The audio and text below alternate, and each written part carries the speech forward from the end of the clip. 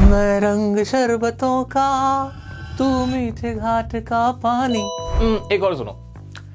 चांदी जैसा रंग है तेरा, सोने जैसे बाल। एक और।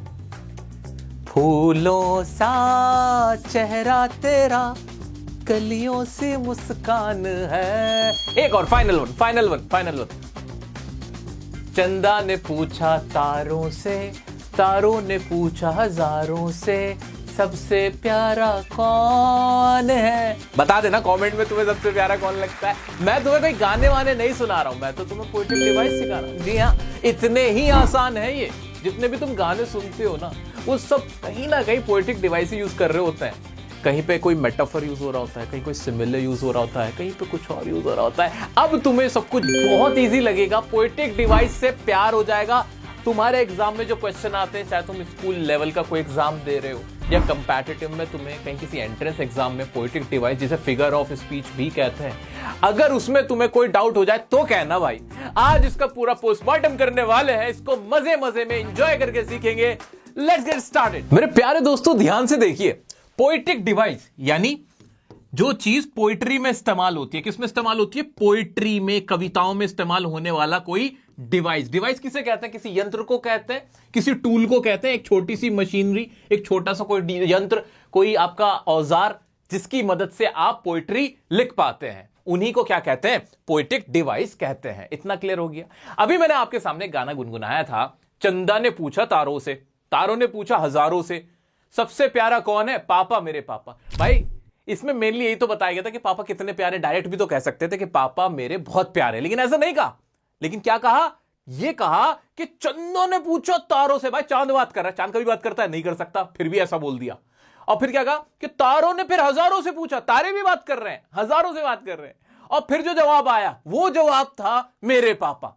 इससे उस बात का वजन बढ़ गया, उसका वेट बढ़ गया, उसकी इंपॉर्टेंस, पापा की जो इंपॉर्टेंस थी वो बढ़ गई, उनकी स्पेशलिटी बढ़ गई कि भाई कितने स्पेशल है मेरे पापा। ये दिखाने के लिए इन सारी तरीकों का, इन सब चीजों का इस्तेमाल किया गया। जहां चांद से भी बात कराई गई, तारों से भी बात कराई गई। किसी को कह दिया जाता है तुम मेरी आंख के तारे हो। आंख के तारे कैसे? तुम तो इंसान हो। लेकिन ऐसा दिखाने के लिए कि जिस तरह से एक तारा चमचमाता है, वैसे तुम मेरी आंखों में चमचमाते हो। जैसे मैं तुम्हें देखता हूं, मेरी आंखों में एक चमक उठ जाती है।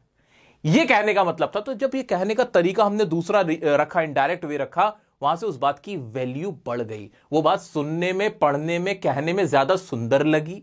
इसलिए हम पोएटिक डिवाइस का इस्तेमाल करते हैं। क्लियर हो गया? यहां तक क्लियर है? हाँ जी, बिल्कुल क्लियर है। इसे ना फिगर ऑफ स्पीच भी कहते हैं। आपकी जानकारी के लिए बता देता हूं, इसे फिगर ऑफ स्पीच यानी स्पीच का फिगर। फिगर मतलब उसका शेप। ठीक है। अब ये होते कितने हैं, क्या है, कैसे, 2 मिनट में समझ लोगे तुम। इनमें कुछ भी नहीं है, ये बस एक ट्रिक है। कुछ ट्रिक होते हैं। अगर तुम्हें पोइट बनना है ना भाई, तुम्हें कवि बनना है, इंग्लिश का पोइट बनना है, आज तुम बन सकते हो। देखो कैसे भाई। इसमें सबसे पहला हम पढ़ेंगे सिमिले। सिमिले क्या होता है? सबसे ज्यादा इस्तेमाल होने वाला, बॉलीवुड के सॉन्ग्स में बहुत इस्तेमाल होता है। कुछ भी नहीं है, आसान भाषा में समझो। दो चीजों की एज या लाइक लगाकर कंपैरिजन करना। इसमें इंपॉर्टेंट वर्ड क्या है मेरा बच्चा? वो देखते जाओ। कंपैरिजन। इंपॉर्टेंट वर्ड क्या है? ये कंपैरिजन। कंपैरिजन ये इंपॉर्टेंट वर्ड है। इसमें सबसे इंपॉर्टेंट वर्ड ये है कंपैरिजन। किसी चीज का जब कंपैरिजन किया जा रहा है और उसमें एज या लाइक, इंग्लिश के जो 2 वर्ड हैं, उनका इस्तेमाल किया जा रहा है। जैसे एज व्हाइट एज स्नो। भाई ये तो इतना सफेद है जैसे कि कोई स्नो, बर्फ होती है। As clear as crystal. इतना क्लियर है जैसे क्रिस्टल, क्रिस्टल जैसा क्लियर, जैसे क्रिस्टल होता है ना, बिल्कुल वैसा क्लियर है। ऐसे एज ओल्ड एज हिल्स। इतना पुराना है जितनी हिल्स पुरानी होती है। इस तरह से हमने क्या किया इसके अंदर? सिमिले में हमने कंपैरिजन करी एज लगाकर, ऐसे लाइक लगाकर। जैसे शी डांस्ड लाइक फादर। वो बिल्कुल ऐसे नाची जैसे पिता की तरह। Shines like a star. वो ऐसे चमचमाता है जैसे कोई तारा चमचमाता हो, तारे जैसा, तारे जैसे चमचमाना है उसका। Heart beat like a drum. उसका दिल कैसे धड़का? जैसे कोई ड्रम, दम दबड़ दम दम दबड़ दम दम दबड़ दम, ऐसे ड्रम दम का। जैसे तुम एग्जाम में हो तो तुम्हारा दिल धड़कता बहुत तेज, तो मैं कहूं भाई बिल्कुल ऐसे धड़क रहा था इसका, जैसे कोई ड्रम दबड़ दबड़ दबड़ दबड़ कर रहा हो। ठीक है, दबड़ दबड़ दबड़ दबड़ दबड़। ओके चलो ठीक है दोस्तों, तो इस तरह से सिमिले हमने देखा। सिमिले बहुत सिंपल था। और एग्जाम्पल तुम्हारे, अब मैं पोइट्री से, जो तुम्हारी जो स्कूल के सिलेबस के अंदर तुम्हें बहुत सारे सिमिले दिखते हैं वो देख लो। द ट्रीज पोयम थी, जैसे उसमें था लाइक न्यूली डिस्चार्ज पेशेंट, क्या वर्ड था? न्यूली डिस्चार्ज पेशेंट था। न्यूली डिस्चार्ज पेशेंट का मतलब ही क्या था कि जैसे कोई न्यूली डिस्चार्ज पेशेंट हो वैसे। तो लाइक वर्ड लगा के बता दिया किसकी तरह दिखाना चाहते, कंपैरिजन की गई जो ट्रीज थे, जो विमेन थी, उनकी न्यूली डिस्चार्ज पेशेंट से। इसलिए like a voice in the room, भाई वॉइस किस तरह से था? जैसे कि रूम के अंदर वॉइस हो।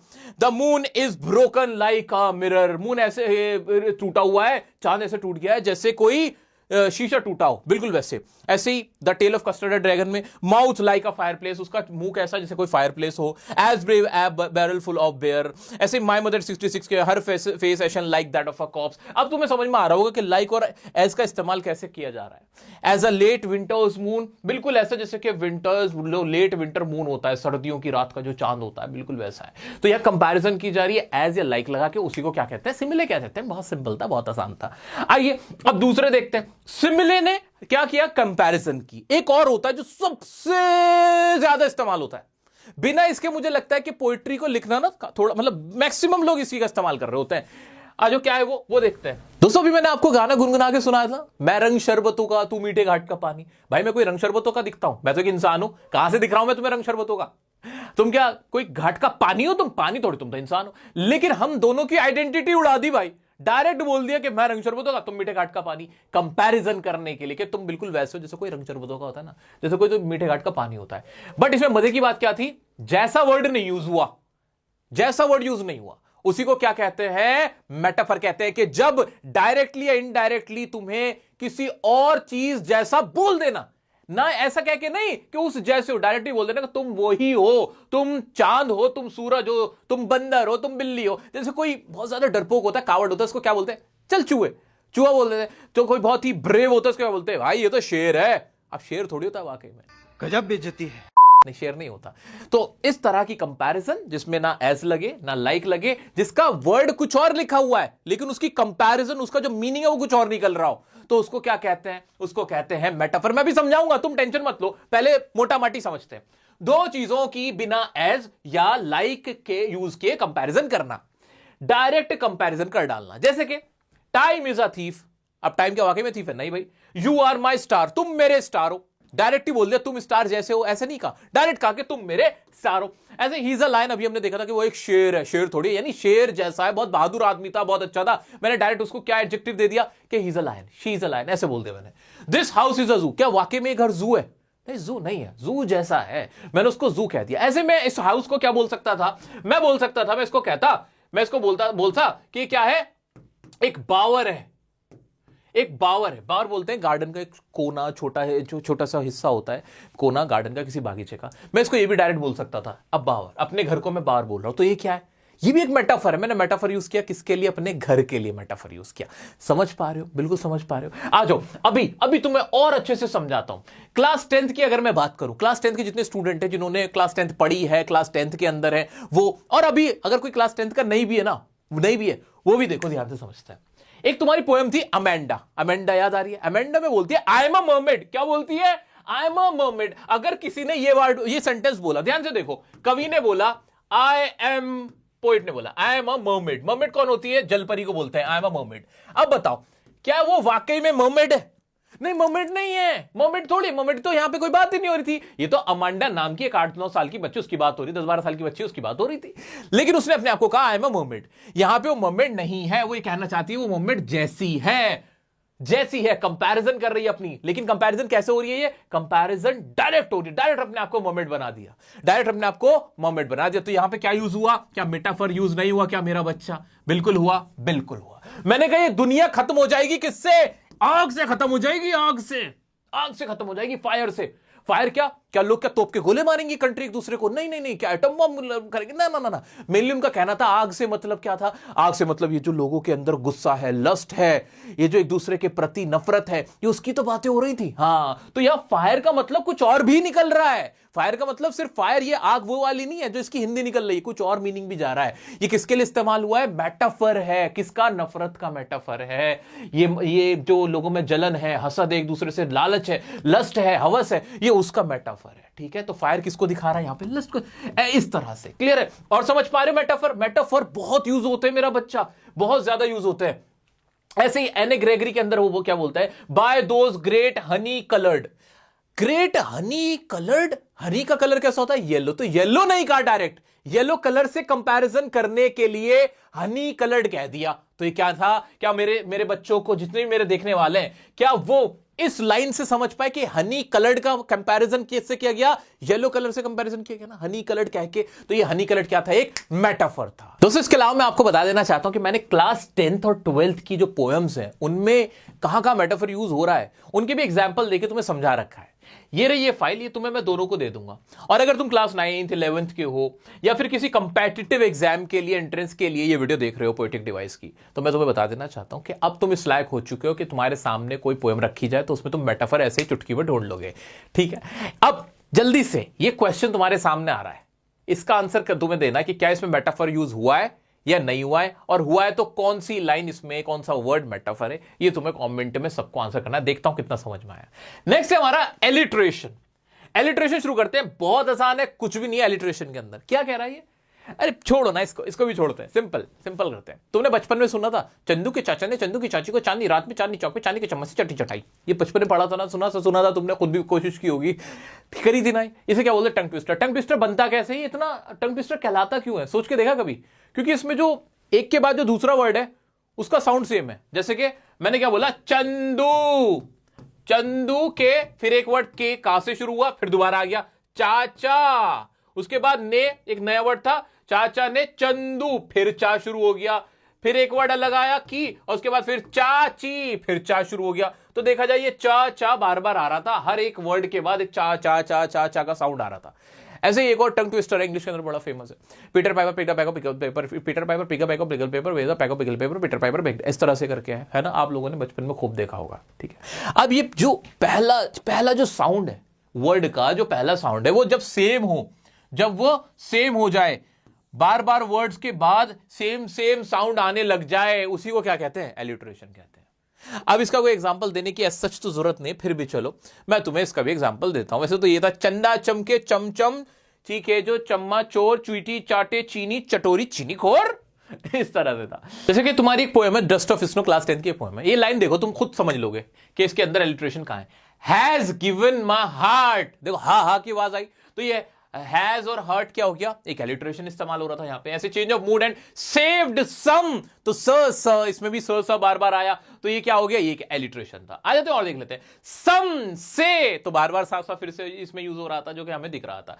तो बहुत सिंपल सा होता है, बहुत ज्यादा इसके अंदर देखने की जरूरत नहीं पड़ती। जब भी तुम देखो कि कोई भी दो वर्ड और उनकी शुरुआत का जो साउंड है वो सेम आ रहा हो, तो समझ लेना वो क्या है, वो एक एलिट्रेशन है। बहुत आसान सा होता है, जैसे stop that slouching and sit up straight, तो स देखो, स्टॉप, स्लाउचिंग, सिट, स्ट्रेट, इन सब का ही जो पहला अक्षर था, पहला लेटर था, उसका साउंड सेम था, इसलिए क्या कहलाएगा, एक एलिट्रेशन कहलाएगा। बहुत क्लियर था? हाँ जी, बहुत क्लियर था।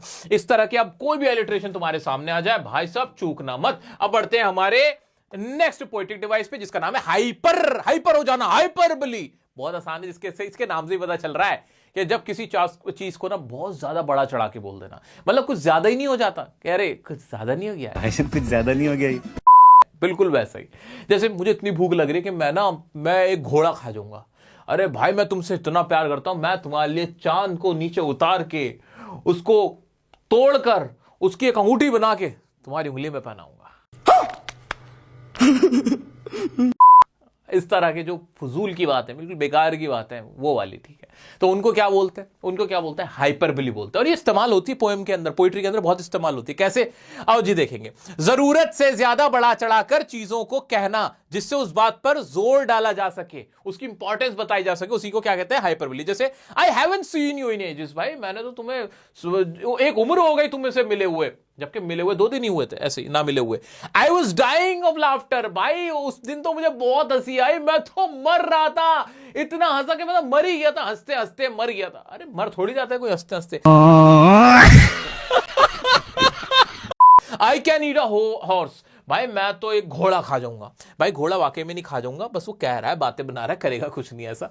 ठीक है, जैसे एग्जैजरेशन, हाइपरबोली, क्या, अ जॉय फॉर एवर, एक ऐसा जॉय जो हमेशा के लिए कोई जॉय थोड़ी होता है। लेकिन थिंग ऑफ ब्यूटी नाम की पोएम में लाइन लिख दी, अ जॉय फॉर एवर, जो हमेशा के लिए मजा। हमेशा का मजा तो कहीं भी नहीं होता, हमेशा तो मजा नहीं होता ना, दिल भर जाता है भाई, लोगों से भी और चीजों से भी।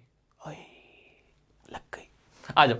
आन जेनिफर टाइगर्स में आन fingers are so terrified that they can hardly pull the needle, कि उनकी उंगलियां इतनी ज्यादा डरी हुई थी कि वो उनसे एक सुई तक नहीं उठ रही थी। सुई क्यों नहीं उठेगी यार, सुई तो कोई भी उठा लेता है, जब कोई बहुत ही बूढ़ा भी होता है वो भी उठा लेता है, थोड़ी सी ताकत तो चाहिए होती, सुई का वजन ही कितना होता है। लेकिन इस बात में क्या था, ये दिखाने के लिए कि वो कितनी कमजोर हो गई हैं, उनकी कमजोरी दिखाने के लिए ये वर्ड, ये फ्रेज यूज किया गया है। क्लियर है? तो हाइपरबोली समझ के सर, बिल्कुल समझ के, जहां भी लगेगा कि किसी वर्ड या फ्रेज से या किसी लाइन से हमें लग रहा है कि बहुत बड़ा चढ़ाकर किसी चीज को दिखाया जा रहा है, वो क्या कहलाएगी? हाइपरबोली। अभी तक हमने क्या पढ़ा? हमने सिमिले देखा, हमने मेटाफर देखा, हमने एलिट्रेशन देखा और हमने हाइपरबोली देखा। अब बढ़ते हमारे नेक्स्ट हमारे पोएटिक डिवाइस की तरफ। दोस्तों अभी हमने पढ़ा था एलिट्रेशन, राइट? एलिट्रेशन जो था वो ना एक राइम बनाने के लिए था। किस चीज के लिए? राइम, क्योंकि बार बार एक ही साउंड आएगा तो पोएम थोड़ी सी पोएटिक तभी लगेगी जब एक ही साउंड बार बार रिपीट होगा। ठीक है? वो किसके लिए था? राइम के लिए था, एक लय बनाने के लिए था। लय बनाने के लिए एक और पोएटिक डिवाइस हम यूज करते हैं, वो कौन सा होता है? वो होता है एसोनेंस। कौन सा होता है? एसोनेंस। कंपैरिजन करने के लिए हमने कौन सा देखा था? कंपैरिजन का जरा जल्दी बताना। कंपैरिजन के दो थे। कौन कौन से दो थे? एक तो सिमिले था और एक मेटाफर था, जिसमें मेटाफर सबसे इंपॉर्टेंट है, सबसे ज्यादा इस्तेमाल होता है। ठीक है? फिर हमने एक हाइपरबोली देखा। हाइपरबोली का क्या यूज हो रहा था एक पोएम के अंदर? वो बात की इंपॉर्टेंस बता रही थी, उसका राइम से लेना देना नहीं था। लेकिन अब जो हम पढ़ रहे हैं वो राइम, लय बनाएगा। अब पोएट्री की अगर लय बन जाए तो तभी तो पोएट्री लगेगी, मानते हो कि नहीं? कविता तभी बनेगी। तो एसोनेंस में क्या होता है जरा देख लेते हैं। एसोनेंस का मतलब होता है सेम वोवेल। वोवेल क्या होते हैं? ए ई आई ओ यू, ये वोवेल होते हैं, ये आवाजें होती हैं, आ ई ए ओ उ, ये आवाजें होती हैं। इस साउंड को आसपास के वर्ड्स में रिपीट होना, इस साउंड्स का आसपास के वर्ड्स में रिपीट होना। कैसे रिपीट होना? जैसे मैं बताता हूं, the rain in Spain stays mainly. अब इसमें कुछ तुम्हें लग रहा है कि कुछ यार लय सी बन रही है, the rain in Spain stays mainly in the plain, कुछ लग रहा है ऐसे। दूसरा देखते हैं हम, soon the moon will shoot its light, soon the moon will shoot, कुछ लग रहा है कि एक लय बन रही है, एक अलग ही ऊ की आवाज आई, ऐसे एन की आवाज आई। इस आवाज का इस्तेमाल इसलिए करना पड़ा ताकि एक पोयम बने, लगे कि यार ये पोयम है, ये कोई नॉर्मल लाइन नहीं है। इसमें हम नोटिस करवाऊं मैं आपको, तो ये तो रेन जो था ना, ये स्पेन जो था ना, ये जो मेन जो था ना, इसमें क्या था? और ये जो प्लेन जो था, इन सब में कॉमन क्या था? एन एन एन, ए की आवाज आ रही थी बार बार। ऐसे इसमें देखो ना, बड़े ऊ की आवाज आ रही थी। किसकी? बड़े ऊ की आवाज आ रही थी, बड़े ऊ की आवाज आ रही थी। सून, मून, शू, अब शू टा पे नहीं जा रहा मैं, शू, ऊ, ऐसे इसमें ए। तो इन सब में क्या था? इन सब में ए की आवाज थी, इन सब में ऊ की आवाज थी। और ये करने से क्या मजा आया कि उसकी एक लय बन गई पोएम की। इसीलिए इसको क्या कहते हैं? एसोनेंस कहते हैं। आराम से बस ऐसे ही कोई भी पोएम तुम्हारे आगे अब मैं रख दूं, उसमें देखना कि कौन से ऐसे ऊ आ बार बार आवाज आ रही है, उसी को समझ लेना। तो ये क्या है? ये एक एसोनेंस का इस्तेमाल यहां पे किया जा रहा है। जैसे वॉक, टॉक, ऐसे करके सेम आवाज निकल रही है, आ ऐसे करके। क्लियर? आ जाओ, आ जाते कुछ और देखते हैं। जैसे clap your hands and stamp your feet. अब इसमें भी बार बार क्या हो रहा है? क्लैम्प, हैंड, स्टैम्प, ऐसे करके। इसमें आई का साउंड, लाइट, फाई, साई, इसमें बार बार आई की आवाज निकल रही थी। ऐसे ओ, गो, स्लो, ओवर, रो, ऐसे करके, तो बार बार ओ की आवाज आ रही थी। इतना क्लियर है? हाँ जी सर क्लियर है। जैसे माय मदर 66 के अंदर, अच्छा ये तो पर्सोनिफिकेशन पे आ गए हम, ठीक है। तो मेनली इस्तेमाल कम होता है एसोनेंस का, लेकिन होता जरूर है। अब तुम्हें क्लियर हो गया पर्सोनिफिकेशन। अब आई गया तो लाओ तुम्हें सबसे पहले पर्सोनिफिकेशन के बारे में बता दूं। पर्सोनिफिकेशन बड़ा मजेदार होता है, बड़ा मजेदार होता है। ध्यान से देखो, पर्सोनिफिकेशन यानी किसी चीज पर्सन की तरह दिखाना। किसको पर्सन की तरह दिखाना? नॉन ह्यूमन थिंग्स को हमें ह्यूमंस की तरह पेश कर देना। नॉन ह्यूमन थिंग्स को, नॉन लिविंग नहीं।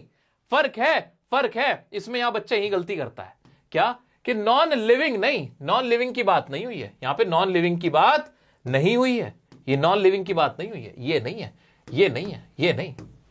किसकी? Non human things. Non humans में ट्रीज भी हो सकते हैं, पक्षी भी हो सकते हैं, जानवर भी हो सकते हैं, एनिमल भी हो सकते हैं, क्योंकि एनिमल एक नॉन ह्यूमन है लेकिन लिविंग है। अब इसको दिखाते कैसे, यहां तक क्लियर हुआ कि कौन सी चीजों को, जो नॉन ह्यूमन चीजें हैं, यानी कोई जानवर हो सकता है, कोई पक्षी हो सकता है, कोई और चीज हो सकती है जिसमें जान ना हो, वो भी हो सकती है, उसको ह्यूमंस की तरह दिखाना। कैसे? चंदा ने पूछा तारों से। चंदा क्या बात करता है तारों से? क्या चंदा बात कर सकता है किसी से भी? तारों से छोड़ो। अब तुम कहोगे नहीं नहीं, मेरे लिए तो मेरा चंदा है, मेरे लिए तो बात कर रहा है। नहीं, नहीं भाई, ठीक है नहीं, ऐसा नहीं होता है। तो किसी ऐसी नॉन ह्यूमन चीज को ऐसे करके दिखाना जैसे कि वो ह्यूमन ही हो, ठीक है, उसी को क्या कहते हैं? उसी को क्या कहते हैं हम? उसी को हम कहते हैं पर्सोनिफिकेशन। आओ देखते हैं जरा जल्दी से इसको। Flowers were dancing in the breeze. जो फूल थे वो नाच रहे थे। फूल, गुलाब भी नाच रहा था, सनफ्लावर भी नाच रहा था। फूल कभी नाच सकते नहीं। तो इस तरह से ये चीजें दिखाई जिसमें हमने दिखाने की कोशिश करी कि फूल नाच रहे थे। ये क्या था? पर्सोनिफिकेशन था। Justice is blind. जो न्याय होता है वो अंधा होता है। कानून अंधा होता है। कानून अंधा होता है। कानून की आंखें कब से होने लगी? कानून को ऐसे दिखाया जैसे कोई इंसान। डांस कौन करता है? एक इंसान करता है। अंधा कौन हो सकता है? सिर्फ एक इंसान हो सकता है। वैसे जानवर भी हो सकते हैं, लेकिन ह्यूमन की बात हो रही है अभी। The car refuse to start. Car ने ना स्टार्ट होने से मना कर दिया। अब कार थोड़ी खुद मना कर सकती है अपने मुंह से बोल के। लेकिन यहां भी क्या था? एक पर्सोनिफिकेशन था। मजा डालने के लिए, इंटरेस्ट डालने के लिए पोएम के अंदर हमने इसका इस्तेमाल किया था। आओ देखते हैं पर्सोनिफिकेशन। तुम्हारे माय मदर 866 के अंदर भी था। आंट जेनिफर के जो टाइगर थे वो प्रॉन्स कर रहे थे। अब वो जो ऊन के जो बुने हुए टाइगर होते हैं वो थोड़ी प्रॉन्स कर सकते हैं, उछल कूद कर सकते हैं, लेकिन इसमें ऐसा करके हमें दिखा दिया गया था। ठीक है, ऐसे ही रोड साइड स्टैंड में money should help the needy, that should help the needy, के भाई वो नीडी की हेल्प कर सकती है। मनी डायरेक्टली थोड़ी हेल्प कर सकती है इंसानों की तरह। तो ये भी क्या था? एक तरह का पर्सोनिफिकेशन था। तो मेरे प्यारे दोस्तों, ये बहुत प्यारा सा एक और हमने क्या पढ़ लिया? पोएटिक डिवाइस पढ़ा जिसका नाम था पर्सोनिफिकेशन। आइए आगे बढ़ते हैं। दोस्तों, तुमने इस तरह की पोएट्री सुनी है जैसे कि सुना है लोग उसे आंख भर के देखते हैं तो कुछ दिन उसके शायर ठहर के देखते हैं। सुना है बोले तो बातों से फूल झड़ते हैं। अगर ये बात है तो बात करके देखते हैं। अब इसमें बार बार सुना है आ रहा है। क्या आ रहा है? ये तुम्हें पता अच्छी क्यों लग रही है? तुम कह रहे हो सर आगे भी सुनाओ ना। सुना सुना सुना। नहीं नहीं, पता तुम्हें अच्छी क्यों लगी है? क्योंकि इसमें सुना है ना बार बार यूज हो रहा है। और ऐसा बहुत सारी पोइट्री के साथ हिंदी, उर्दू और इंग्लिश में होता है जहां हमें एक ही वर्ड को बार बार बोल के सुनाया जाता है और फिर उसको सुनने में मजा बहुत आता है। इसी को बोलते हैं रेपिटेशन। क्या होता है? रेपिटेशन। इंग्लिश में भी बहुत होता है। जैसे क्लास 10th में एक पोएम है Amanda. Don't bite your nails Amanda. बार बार ऐसे कहते हैं, बार बार अमेंडा अमेंडा। उसकी माँ उसको बाबा अमेंडा अमेंडा कहती रहती है। इससे क्या होता है? उस पूरी पोएम का एक मजा क्रिएट होता है, एक उसमें इंटरेस्ट लगता है कि कुछ पोएम जैसी चीज हो रही है। तो बार बार एक ही वर्ड को जब रिपीट करते हो उसे क्या कहलाता है? रिपीटेशन कहलाता है। बहुत सिंपल है, एग्जाम में बहुत पूछा जाता है एग्जाम में। ठीक है, अब रेपिटेशन और एलिट्रेशन में क्या अंतर है समझ पाए? अभी हम जो पढ़ रहे थे, एलिट्रेशन साउंड रिपीट हो रहा है, इसमें पूरा पूरा वर्ड रिपीट हो रहा है, पूरा पूरा वर्ड रिपीट हो रहा है। अभी हम देख रहे थे ना, हाँ, इसमें क्या था? अभी हमने देखा था कि एलिट्रेशन और एसोनेंस ये दो थे जो लय बना रहे थे, और इसी में एक और ऐड कर दो, वो क्या? रेपिटेशन। ये भी लय ही बनाने का काम कर रहा है। क्या ये तीनों मेरे सभी दोस्तों को क्लियर है? एक बार मुझे कमेंट करके जरूर बताना। ये कैटेगरी अलग है, ये कंपैरिजन वाली कैटेगरी है, ये अलग है। इनका इसकी लय से कोई लेना देना नहीं होता है सच। ये लय बनाने के लिए, ये गहराई डालने के लिए है। तो सारे क्या डिवाइस हैं, तभी तो इनको क्या कहते हैं? पोएटिक डिवाइस, जो पोएटिक फील कराएं। आइए, रिपीटिशन कैसे होता है? बहुत आसान है, बार बार क्या ही होगा, बार बार यूज होता रहेगा। क्वाइट क्वाइट, ब्रिलियंट ब्रिलियंट, दिख रहा है ना, बार बार यूज हो रहा है। लेप लेप, वेरी वेरी, ऐसे इसमें देखो। और कौन कौन सा था भाई? देख लो भाई। हैज बीन, अच्छा, द वर्ड वॉट, बॉल, ये बार बार रिपीट हो रहा था बॉल पोएम के अंदर। आ जाते 12th वाले में, देख लेते हैं उसमें क्या था। इसमें भी बार बार टिकल यूज हो रहा था। देखते ही पकड़ लोगे यार, तुम देख के बता दो मुझे, तुम देख के बता दो। बहुत आसान सा था, इसमें सच कुछ भी नहीं था। नेक्स्ट पढ़ते हैं। रेपिटेशन क्लियर है? वैसे बहुत इंपॉर्टेंट है, एग्जाम के पॉइंट ऑफ व्यू से रेपिटेशन इंपॉर्टेंट है। आ जाए ऑक्सीमोरन। ऑक्सीमोरन का क्या इस्तेमाल होता है? आइए वो देखते हैं। ये भी बड़ा आसान होता है, बहुत आसान है। ऑक्सीमोरन, दो अपोजिट वर्ड्स एक साथ यूज किए जाते हैं। दो अपोजिट जो एक दूसरे के उल्टे हैं वो एक साथ यूज होते हैं। जैसे बिटर स्वीट, बिटर मतलब होता है कड़वा, स्वीट मतलब होता है मीठा, लेकिन एक साथ इस्तेमाल हो गए। सीरियसली फनी, सीरियस तो मतलब सीरियस हो गया, फनी वाला मजाक के, दोनों एक दूसरे के उल्टे हैं, लेकिन फिर भी हम बोल देते हैं यार it's seriously funny. Seriously funny, but हाँ मजा इससे ही आता है। ओरिजिनल कॉपी है मेरे पास। तुम्हें पता है ये घड़ी क्या है? अरे रैडर की घड़ी है एकदम। Original copy, original copy, original copy, copy भी बोल रहे हो, ओरिजिनल भी बोल रहे हो। तो ऐसे क्या हो रहा है? ये दो वर्ड है एक साथ रखे गए हैं, दोनों एक दूसरे के उल्टे हैं, उन्हें क्या कहेंगे? ऑक्सीमोरन। एक साथ लिख दो मेरा बच्चा, कमेंट में लिखते हुए चलो, याद रह जाएगा। आओ ऑक्सीमोरन देख लेते हैं। कहेंगे भाई ऑक्सीमोरन का अंग है हमारा। आज जल्दी से ऑक्सीमोरन देख लेते हैं। जैसे कि इसमें देखो, कोल्ड फायर, कोल्ड भी है फायर भी है। सिक हेल्थ, भाई सिक भी है और हेल्थ भी है। डार्क लाइट, डार्क भी है अंधेरा और लाइट भी रोशनी भी है। वर्चुअल रियलिटी, वीआर तो बहुत देखते हैं, वर्चुअल भी है रियलिटी भी है। तो इस तरह के बहुत सारे वर्ड हमारे को दिख जाते हैं जो कि एक दूसरे के ऑपोजिट होते हैं। हाँ, पोएट्री में, पोएम्स में तुम्हें बहुत ज्यादा ऑक्सीमोरन नहीं दिखता, बहुत कम में इस्तेमाल होता है, बट तुम्हें पता होना चाहिए। आइए बढ़ते हैं हमारे नेक्स्ट पोएटिक डिवाइस की तरफ। एक और एग्जाम में बहुत पूछा जाने वाला पोएटिक डिवाइस जिसका नाम है सिंबलिज्म। सिंबल किसे कहते हैं? किसी चीज का चिन्ह, प्रतीक, उसी को तो कहते हैं। अब इसका मतलब क्या होता है? जैसे कभी भी अगर शांति की बात होती है, पीस की बात होती है, तो व्हाइट कलर को पीस का कलर माना जाता है। रेड लाइट पे रुकते हो तो रेड कलर को क्या माना जाता है कि भाई रुकने का कलर है। इसी तरह से कुछ सिंबल्स का इस्तेमाल करते हुए जब हम पोएम के अंदर, किसी कविता के अंदर कोई बात कहते हैं, तो यानी वो क्या है? सिंबलिज्म का इस्तेमाल हुआ। कैसे? किसी चीज भाई किसी चीज को या कलर, किसी चीज, कलर और सिचुएशन को यूज करके किसी बात या इमोशन को एक्सप्रेस किया जाए। जैसे रोज लव को दिखाता है, ऐसे ग्रीनरी फॉरेस्ट को दिखाती है, जर्नी लाइफ को दिखाती है। तो ये वर्ड अगर उसके अंदर है तो समझ जाओ उस पोएम में किसका इस्तेमाल हुआ है? सिंबलिज्म का। हैमलॉक ट्री और क्रो अनऑस्पिशियस चीज को दिखाते हैं, आप शकुन चीजों को। काला कौआ मनहूस माना जाता है, मनुष्यत्व को दिखाने के लिए इस्तेमाल हुआ है। तो उसका रियल मीनिंग, रियल वर्ड जो है वो जो चीज है वो तो कुछ और है, लेकिन उसका और दूसरा मीनिंग कुछ और निकल रहा है। लाइट किसको दिखाती है? उम्मीद को, नॉलेज को, है ना। व्हाइट कलर मैंने जैसे कि बताया तो पीस को दिखाता है। इस तरह के बहुत सारे हम देखते हैं वर्ड्स हैं जो किसी चीज का सिंबल होते हैं। जैसे कि अगर मैंने आपके सामने एक पोयम अभी बताई थी, फायर एंड आइस पोयम है, तो फायर वाकई में फायर को नहीं दिखा रही। फायर किसको दिखा रही है? यहां पे फायर किसको दिखा रही है? लस्ट को दिखा रही है, ग्रीड को दिखा रही है ना।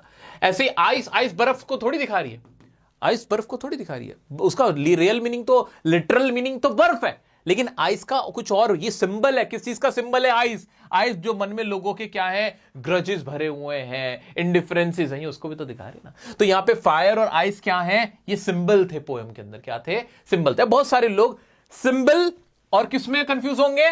सिंबलिज्म में कंफ्यूज हो सकते हैं वर्सेस मेटाफर में। लेकिन मैं आपको बता देता हूं, आपको जान के बड़ी खुशी होगी कि एग्जाम में कभी कभी पूछेगा, बताओ इसमें पोएटिक डिवाइस कौन कौन से थे। तो एक पोएटिक डिवाइस सिंबलिज्म भी हो सकता है और मेटाफर भी हो सकता है। इस चीज से बेफिक्र हो जाओ, कभी ये मत सोचना जैसे फायर एंड आइस के अंदर फायर एंड आइस मेटाफर भी है और सिंबलिज्म भी है। हो जाता है, कोई दिक्कत नहीं है, क्योंकि दोनों ही सिंबल भी है किसी चीज का और मेटाफर भी है, किसी और चीज का मीनिंग भी, कंपैरिजन भी की गई है। तो दोनों ही चीजें। तो अब क्लैरिटी रखने के लिए याद रखो कि मेटाफर जब भी यूज हो रहा होगा तो कंपैरिजन की जा रही होगी, कंपैरिजन की जा रही होगी पूरे सेंटेंस में। जैसे मैंने बोला यू आर माई स्टार, मैंने क्या बोला? You are my star.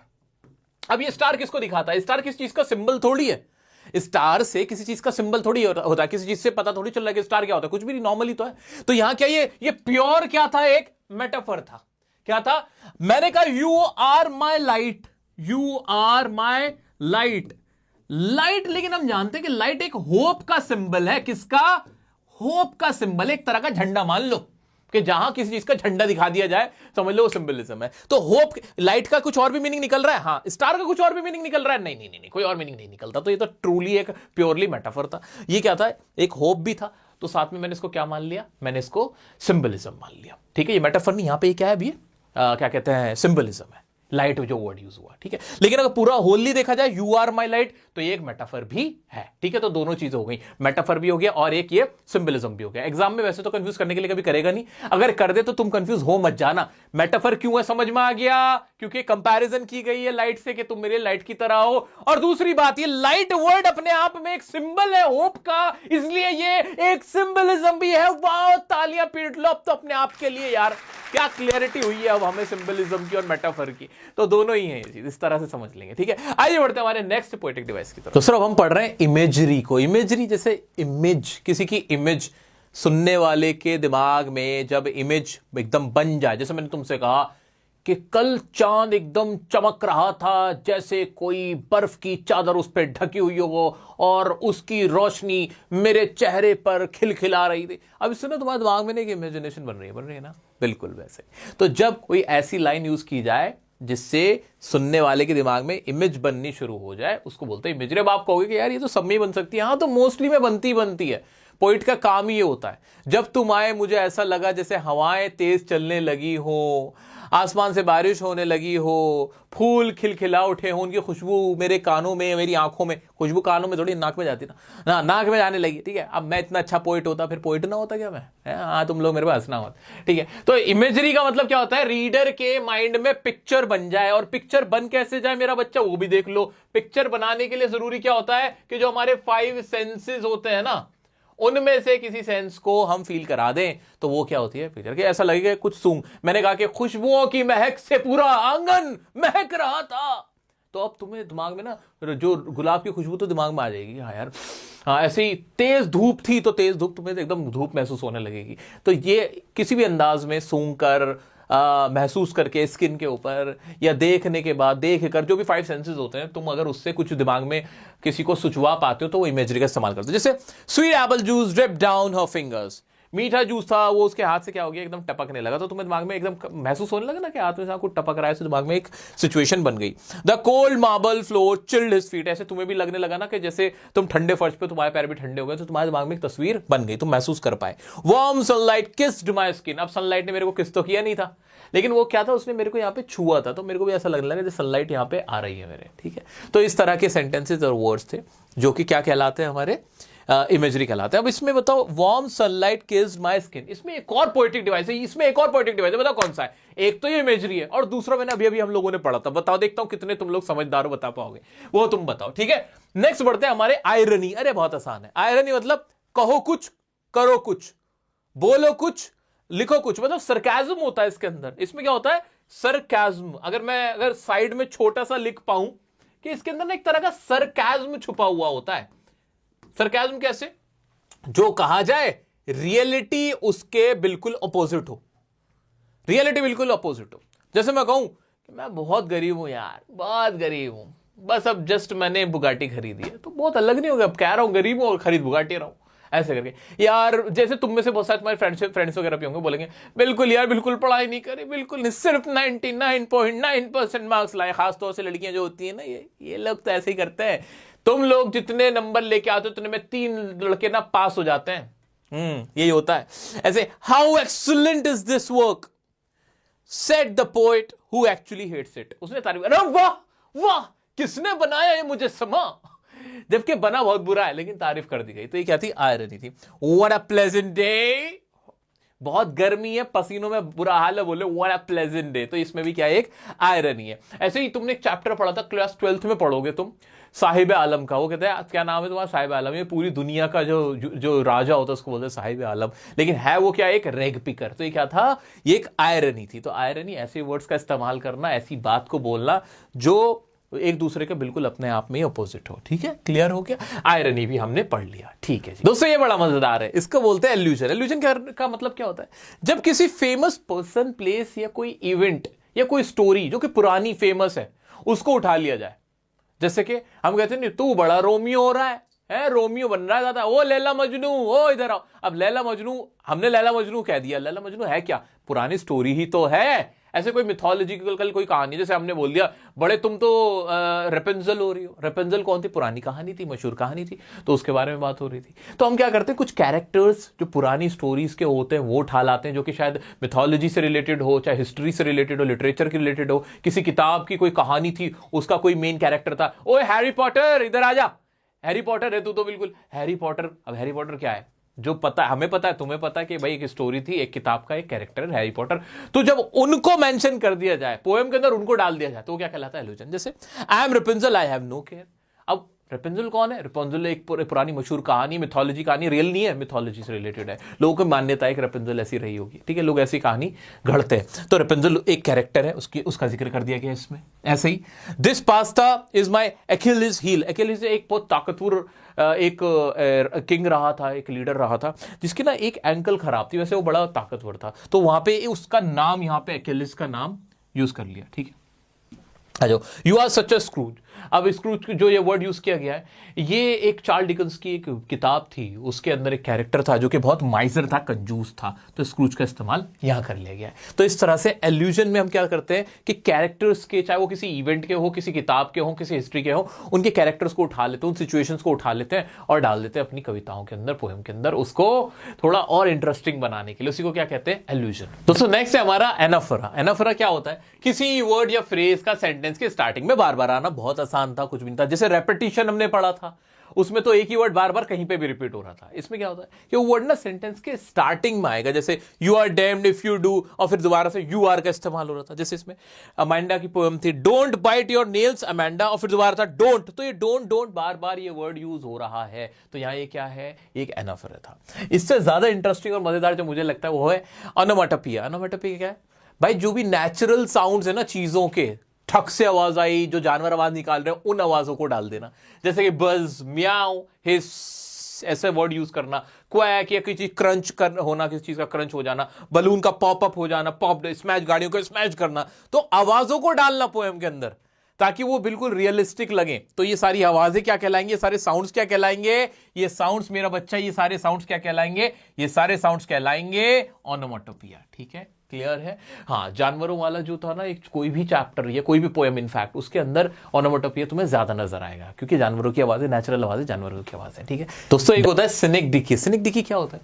बड़ा मजेदार है, तुम्हें सुन के भी अच्छा लगेगा। किसी चीज के पार्ट को दिखा के उस पूरी चीज को शो कर देना।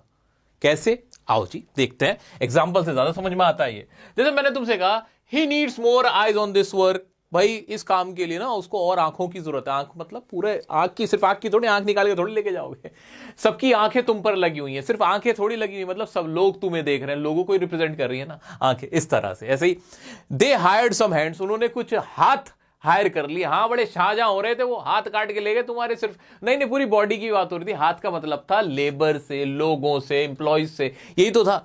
तो ये तो था कि पार्ट बताया। क्या किया मेरा बच्चा? ध्यान से देखना, सिनेक्डिकी में पार्ट बताया, हैंड्स को बताया, और हैंड्स रिप्रेजेंट कर रहे थे पूरे पूरे इंसान को। ऐसे आईज बताई, आईज रिप्रेजेंट कर रही थी इंसान को। लेकिन ये वाला सेंटेंस देखो, द सिटी स्लेप्ट पीसफुली। ये जो सिटी थी वो बड़े आराम से सोई। सिटी पूरे शहर की बात की गई, पूरे शहर की बात की गई ना, लेकिन शहर के अंदर लोग थे, यानी पार्ट की बात की गई थी, पीपल की बात की गई थी।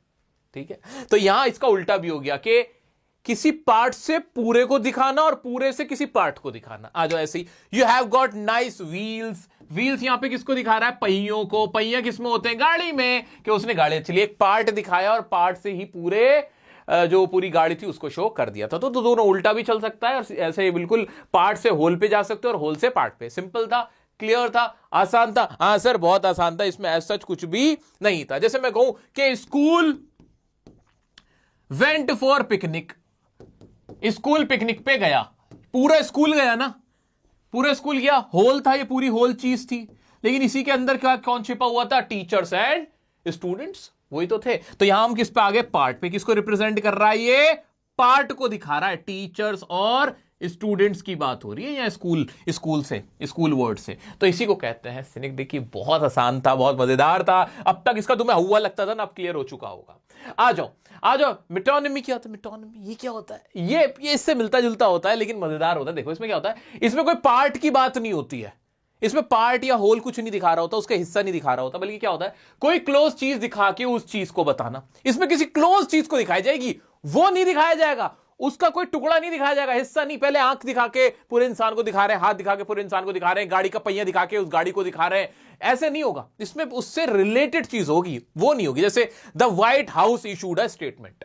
व्हाइट हाउस कहां होता है? अमेरिका के अंदर है, राष्ट्रपति भवन है। तो व्हाइट हाउस किसको दिखा रहा है? अमेरिकन प्रेसिडेंट को या गवर्नमेंट को दिखा रहा है। तो ये व्हाइट हाउस यहां पे क्या है? एक तरह की मेटोनिमी। ऐसे ही द क्लासरूम लाफ्ड, क्लासरूम हंसा। क्लासरूम का मतलब यहां पे क्या था? क्लासरूम रिलेटेड चीज था ना, स्टूडेंट की बात तो नहीं हुई ना, डायरेक्ट स्टूडेंट कहना चाहिए था, लेकिन स्टूडेंट से क्लोज कौन है? क्लासरूम। क्लासरूम के क्लोज कौन हुआ? स्टूडेंट, यानी स्टूडेंट हंस रहे थे तो स्टूडेंट की बात होती है। The crown declared holiday, crown बोलते ताज को, यानी किसको दिखा रहा है? गवर्नमेंट को। तो डायरेक्टली उस वर्ड का जो चीज है उसका पार्ट या उसके पार्ट से या रिलेटेड बात ना होते हुए उससे रिलेटेड कोई और चीज हो, उसका यूज अगर हम करते तो होती है मेटोनिमी। बहुत आसान सा था, बहुत आसान सा। दोबारा से समझो। सिनेक्डिकी तो क्लियर है, सिनेक्डिकी तो क्लियर है कि किसी चीज को दिखाना है तो उसका कोई हिस्सा बोल दिया, बस इंसान को दिखाना है, आंख नाक कान कुछ भी बोल दिया और बोल दिया पूरा इंसान। सिनेटिकिन में तो ये था। मिटोनिमी में क्या, मिटोनिमी में क्या, मिटोनिमी में सिंपल सा है कि उस चीज के से रिलेटेड कोई भी उसका पार्ट भी मत बोलो, उस पूरे का भी नाम मत लो, हां उसके किसी जो बिल्कुल उसके पास में चीज है उसका नाम ले दो। अगर मुझे प्रेसिडेंट बोलना है, प्रेसिडेंट नहीं बोलूंगा, मैं बोलूंगा जहां वो रहता है उसके घर का नाम ले दूंगा। राजा नहीं बोलूंगा, किंग नहीं बोलूंगा, वो जो ताज पहनता है ना उस ताज को बोल दूंगा जो उसी को दिखा रहा होगा। इतना फर्क है। क्लियर हो गया अब तो? हाँ जी सर क्लियर हो गया। अब एक और चीज है वो भी देख लो, बहुत मजेदार चीज है। वो क्या है जी? वो क्या है? एक होती है राइम स्कीम। क्या होती है तुम्हारी? Rhyme scheme. अब में बहुत क्वेश्चन पूछा जाता है, राइम स्कीम बताओ इस पोएम की। राइम स्कीम बहुत सिंपल चीज है। राइम मतलब उसकी लय, पोएम की लय क्या है। जैसे बचपन में हम पढ़ते थे ना, twinkle twinkle little star how I wonder what you are, are are last में लय क्या बन रही है। अब इसको पहचानने का तरीका देखो, इसको बनाने का तरीका खुद बना पाओगे किसी की भी? आओ जरा देखो, मैं रंग शरबतों का, भाई जैसे लास्ट में आवाज निकली का, जो भी पहली एक आवाज निकली उसको क्या मान लेंगे हम? ए। इस वाली राइम स्कीम को, आ वाली को हमने क्या मान लिया? ए। इसका नाम क्या रख दिया हमने? ए रख दिया। ठीक है जी, इसका नाम मैंने ए रख दिया, यहां इसका नाम ए रख दिया। चलो जी, दूसरा क्या था? तू मीठे घाट का पानी, ई। ये वाली ई की आवाज निकली लास्ट में, तो मैंने इसको क्या मान लिया? बी। इसको मान लिया बी। आगे बढ़ते हैं। मुझे खुद में घोल दे तो, अब ये एक और निकला, एक और दूसरा था तो यहां पे इसको मैंने क्या मान लिया? सी। ए बी सी। लास्ट में क्या है? मेरे यार बात बन जानी, ई। ये भी ई थी, यानी ये भी कौन सा था? बी वाला ही तो था। इसको भी मैंने क्या मान लिया?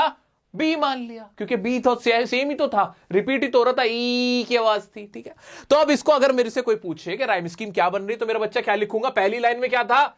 एक अलग साउंड था जिसका मैंने नाम ए रखा था। दूसरी लाइन में एक अलग साउंड था, उसका नाम मैंने बी रखा था। तीसरी लाइन में एक अलग साउंड निकल रहा था, उसका नाम मैंने सी रखा। लेकिन जब मैंने देखा लास्ट वाली लाइन में भी सेम साउंड था जिसका मैंने नाम बी रख दिया, तो राइम स्कीम क्या बन गई? A B C B. इसमें मैंने कुछ भी नहीं किया, जितनी नई नई साउंड बनती जाएंगी एबीसीडी को बढ़ाते चला जाऊंगा। एबीसीडी तो आती है ना तुम्हें, बस हो गया ना काम तुम्हारा। कभी कभी ऐसा होता है कि कुछ पोएम ऐसी होती है जिनमें कोई राइम होती ही नहीं है, उनको कह देते हैं कि नो राइम, उनमें कोई राइम या लय बन ही नहीं रही है। अब तुम्हारे ऊपर है ना, कोई भी राइम अब तुम आराम से पहचान सकते हो, उसका नाम रखते चले जाना। आ जा पा टा, ये सारे क्या है? एक ही राइम आ रही है तो इसको ए मान लेंगे, आराम से कर लोगे, कोई टेंशन नहीं है। ठीक है, तो भाई राइम स्कीम तो मैंने तुम्हें यहां पे क्लियर कर दी। एक चीज छोटी सी बच रही है, इंजेममेंट। वो और देख लो क्या होता है इंजेममेंट। बहुत आसान सा होता है, एक पोएटिक टेक्निक है जहां पे सेंटेंस और जो फ्रेज होते हैं कंटिन्यू करते हैं from one line to the next without a pause. कोई पॉज या पंक्चुएशन मार्क नहीं होता। जैसे देखो ना, ये रहा फॉर इंस्टेंस, ये यहां पे देख लो take him and cut him out in little stars, and से शुरू हो गया वहीं से, and he will make the face of heaven so fine that all the world will be in love. कहीं एंड ही नहीं हो रहा, तो ये बहुत कम पूछा जाता है, बट फिर भी पढ़ाने के लिए था तो मैंने तुम्हें पढ़ा दिया। ठीक है, तो यहां पे क्या होता है? सीमलेस फ्लो बनता है। सीमलेस फ्लो बनता है, ऐसे टूटता नहीं है पोएम का फ्लो, पूरी बात ऐसे चलती चली जाती है। ठीक है, इसे बोलते हैं इंजेममेंट। मेरा बच्चा, आज मैंने तुम्हें फिगर ऑफ स्पीच और पोएटिक डिवाइस का बढ़िया करके एक्सप्लेनेशन दिया, तुम्हें समझाया, सिखाया। अब मुझे पूरी उम्मीद है कि तुम कहीं फंसोगे नहीं। हर पोएटिक डिवाइस अपने आप से एक दूसरे से अलग होता है, एक अलग उसकी पहचान होती है। अब तुम्हारा सिर्फ इतना सा काम होना चाहिए, जल्दी से मेरी पोएम की वीडियो देख लेना, अगर जिसने नहीं देखी है। क्लास 10th की भी, 11th की भी, 12th की भी, 9th की भी, तुम सबके लिए मैंने पोएम्स के वन शॉट बना रखे हैं। अब जैसे ही देखोगे ना, अब जैसे ही देखोगे तो पोएटिक डिवाइस यूं क्लियर हो जाएंगे। अभी पोएम पढ़ लेना, जिससे तुम्हारा फायदा है। 10 मिनट के अंदर सारी पोएम तुम कवर कर सकते हो, क्योंकि तुम्हें सारे पोएटिक डिवाइस तो पता चल गए। पोएम अच्छे से समझ में भी ज्यादा आएंगी। रात के 2:34 हो रहे हैं रात के, और मैं तुम्हारे लिए यहां खड़ा हूं, तो तुम अपने लिए तो खड़े हो ही सकते हो ना यार। अब एग्जाम आ रहे हैं, एग्जाम में यार थोड़ी सी एक एक्स्ट्रा मेहनत कर लोगे ना, तुम्हारी जो किस्मत है वो अपने आप बदल जाएगी। थोड़ा सा खुद के लिए उठ जाओ, थोड़ी सी मेहनत कर लो। अब मैं तुम्हारे लिए लाइव क्लासेस शुरू कर ही चुका हूं, तुम जैसे कि जानते हो। 10th के लिए भी, 12th के लिए भी, 11th के लिए भी चल रहे हैं, सबके लिए क्लासेस चल रहे हैं। एक बार देख लोगे तो इंग्लिश में कहीं तुम्हें कोई टेंशन नहीं होगी। तुम्हें मेरी आज की ये वीडियो कैसी लगी, चाहे तुम कोई भी स्टूडेंट हो, जरूर मुझे कमेंट करके बताना। इंस्टाग्राम पे कनेक्ट हो सकते हो। पसंद आई हो ना वीडियो यार, लाइक जरूर करना है। अच्छा, एक बार को लाइक भी नहीं करो मत करो, नहीं बताना जरूर यार। मैं चाहता हूं कि हम इकलौते ऐसे हैं जो आज इस एजुकेशन इंडस्ट्री के अंदर बिना किसी से कोई पेड कोर्स का पैसा लिए किसी को कोर्स बेचे, जनता के लिए काम कर रहे, बच्चों के लिए काम कर रहे हैं, देश के लिए काम कर रहे हैं। तो मैं चाहता हूं कि मुझे भी मोटिवेशन चाहिए, वो मेरा मोटिवेशन तुम हो, तुम्हारे वो कमेंट्स हैं जो मुझे हिम्मत देते, ताकत देते कि मैं खड़ा रह पाता हूं इस तूफान के अंदर भी, जहां सब लोग पैसे के पीछे भाग रहे हैं। दोस्तों, thank you so much for your love, for your time. Thanks for watching. Love you all.